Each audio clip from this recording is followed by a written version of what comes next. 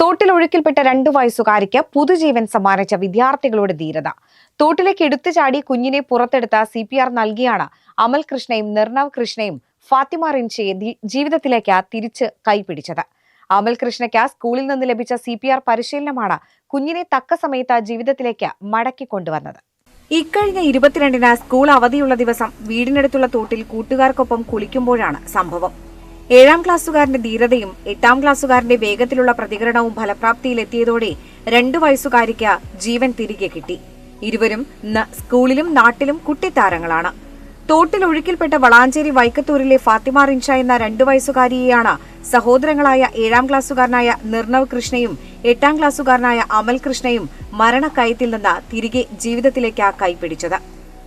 അന്ന് സ്കൂൾ അവധിയായതിനാൽ വൈക്കത്തൂരിലെ വീടിനടുത്തുള്ള തോട്ടിൽ കുളിക്കാനിറങ്ങിയതായിരുന്നു അമലും നിർണവും കൂട്ടുകാരും.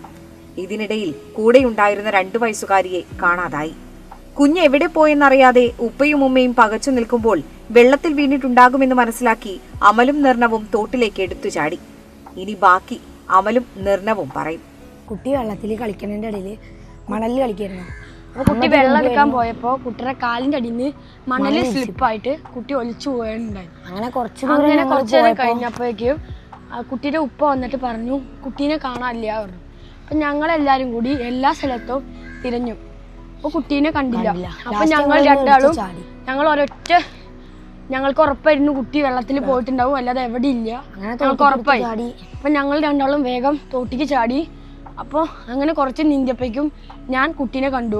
അപ്പോൾ കുട്ടീൻ്റെ ഉപ്പാനോട് ഫ്രണ്ടിൽ ചാടാൻ പറഞ്ഞു. ഞങ്ങൾക്ക് രണ്ടാൾക്കും കൂടി കുട്ടീനെ ഒതുങ്ങൂല വെച്ചിട്ട് കുട്ടീനെ ഉപ്പാനോട് ഫ്രണ്ടിൽ ഇറങ്ങാൻ പറഞ്ഞു. എന്നിട്ട് ഞങ്ങളെല്ലാവരും കൂടിയും കുട്ടീനെ നേരെ കയറ്റി. അപ്പോഴേക്കും കുട്ടീൻ്റെ ഉപ്പാക്ക് കുട്ടീനെ ഒന്ന് മെയിൻറ്റെയിൻ ചെയ്യാൻ പോലും കഴിഞ്ഞില്ല. കുട്ടി കയറാൻ പോലും പറ്റിയത്. അങ്ങനെ ഏട്ടൻ കുട്ടീനെ മേടിച്ചു. അതിനുശേഷം CPR കൊടുത്തു. വെള്ളം ഫുള്ള് കളഞ്ഞു. അതിനുശേഷം പിന്നെ കുട്ടിയുടെ ഉപ്പാന്റെ വണ്ടിയിൽ തന്നെ ഹോസ്പിറ്റലിലേക്ക് കൊണ്ടുപോയി. വളാഞ്ചേരി നഗരസഭയിൽ നിന്ന് ലഭിച്ച നീന്തൽ പരിശീലനമാണ് നിർണവിന് തോട്ടിൽ ചാടാനുള്ള ധൈര്യം നൽകിയത്. അബോധാവസ്ഥയിലായ കുഞ്ഞിനെ ജീവിതത്തിലേക്ക് മടക്കി വിളിക്കാൻ കാരണമായ CPR നൽകാൻ പ്രചോദനമായത് സ്കൂളിൽ ജൂനിയർ റെഡ് ക്രോസ് അംഗമായ അമലിന് ലഭിച്ച CPR പരിശീലനവും. നീന്തക്കം പഠിച്ചത് നമ്മുടെ നഗരസഭയില് നീന്തത്തിന്റെ ക്യാമ്പ് ഉണ്ടായിരുന്നു. അതിനാണ് ഞങ്ങൾ നീന്തക്കം പഠിച്ചത്. അതേപോലെ ഏട്ടൻ JRC-ലാണ് പഠിക്കുന്നത്.